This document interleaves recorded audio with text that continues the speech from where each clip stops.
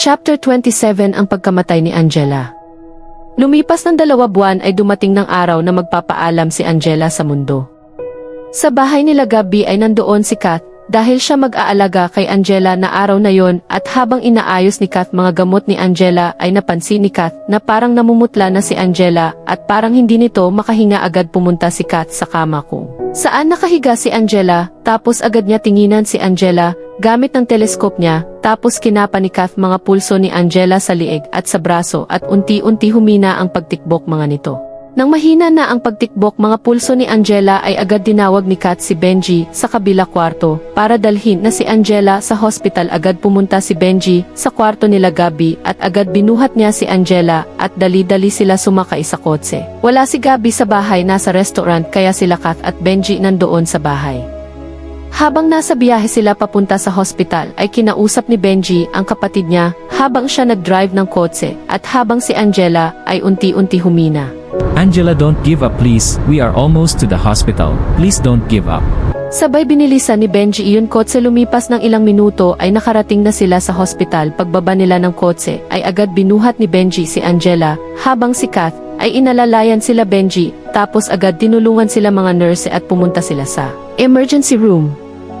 At hiniga ni Benji si Angela sa hospital bed ay pinalabas sila ng isa nurse sa waiting area at dumating si Doc Miriam para tingnan si Angela at ginawa ang lahat ni Doc Miriam para maligtas lamang si Angela. Ilang beses niya cardiopulmonary resuscitation ito, pero tapos ilang minuto ay tuluyan nagpaalam si Angela sa mundo. Time of death 3:30. Sabay tingin siya sa orasan niya sa braso, tapos lumabas si Doc Miriam ng emergency room para kausapin sila Benji tungkol kay Angela, at paglabas ni Doc Miriam ay bigla lumapit si Benji sa kanya. Doc, how's my sister? Is she okay? I'm sorry, Mr. Fowler. I'll do everything to save your sister, but she couldn't handle the cancer in her body anymore and she got weak, and I'm sorry. And my condolence.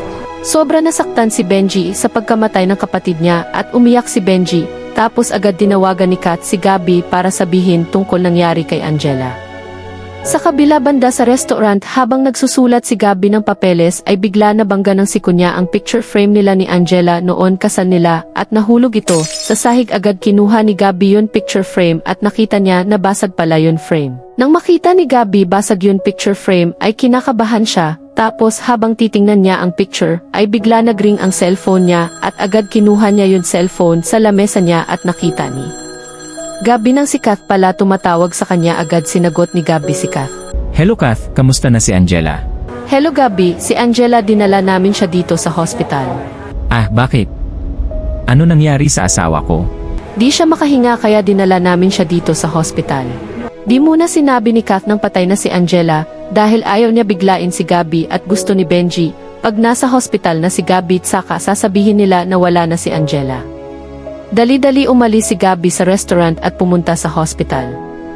Lumipas 30 minuto dumating si Gabby sa hospital. Paglabas ni Gabby sa elevator ay nakita niya agad sila Benji at Kath sa harapan ng pinto ng emergency room. Agad lumapit si Gabby kanila Benji at habang si Benji ay umiiyak pa rin.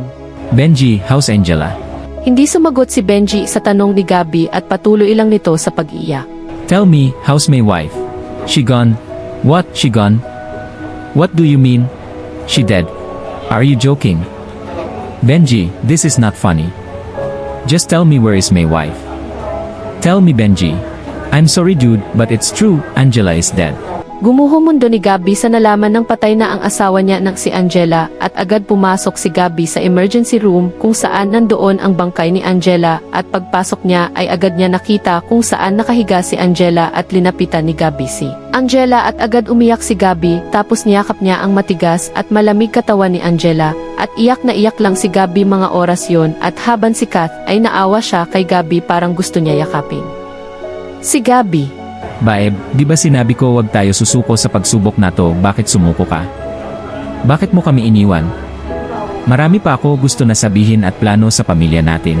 Ang nasa isip ni Gabby ay pagsisisi dahil kung kailan wala na si Angela ay nag-realize kung kagaano niya kamahal si Angela at bakit di niya nararamdaman noon pa naging sila at bakit niya ginawa ng rebound si Angela kung ganun wala ginawa si Angela. Kundi mahalin siya labis kaya puno-puno pagsisisi si Gabby. Talaga nga nasa huli pagsisisi pero kahit ano gawin pagsisisi ni Gabby ay di na maibabalik ang buhay ni Angela. Lumipas ng ilang oras ay nasa funeral parlor sila Benji at Gabby sumama rin si Kat. Dahil sa nakikita niya kay Gabby ay di pa rin ito makapaniwala sa pagkamatay ni Angela, kaya nag-alala siya kay Gabby. At habang inaayos ni Benji iyon mga papeles para sa buro ni Angela, at habang si Gabby ay nakaupo sa isang tabi at umiiyak pa rin, nasa tabi niya si Kath at hinimas nito ang likod ni Gabby upang tumahan. Tahan na Gabby. Agad lumingon si Gabby at tinginan niya nito ng masama. Tahan. Gusto mo tumahan ako, Kath, namatay yun asawa ko, tapos sasabihin mo sa akin na tumahan ako gaano ka ba kay manhid? Hindi naman sa ganun, Gabby, ang punto ko lang ay lakasan ng loob mo sa ganito pagsubok. Nag-alala lang ako sa'yo dahil baka nakakasakit ka at sa kaalalain mo di lang ikaw nasasaktan sa pagkamatay ni Angela, pati si Benji, nawalan siya ng kapatid. Lalo na anak mo Gabby ngayon, kailangan ka ni Gaeb, lalo na matay na ang mommy niya. Lumipas ng ilang araw 2 araw lang nakaburol si Angela sa chapel, dahil gusto ni Angela na 2 araw lang ang burol niya, kaya pagkatapos ng 2 araw ay cremate na si Angela, gusto ni Gabby na cremate na lang ang katawan ni Angela kesa sa libing. Dahil kahit patay na si Angela ay magkasama pa rin nila sa bahay sa mamagitan ng human ashes container. Ngayon nasa kabilang buhay na si Angela, ay kakayanin nga ba ni Gabby na palalampasin ang pangungulila sa asawa abangan ang susunod kabanata. Kung nagustuhan ang chapter natin ngayong linggo na to, huwag niyo malimutan mag-like at mag-subscribe na sa Miss Evie. And thanks for watching at meron na rin ako TikTok, please follow niyo naman TikTok ko, nasa baba yung link.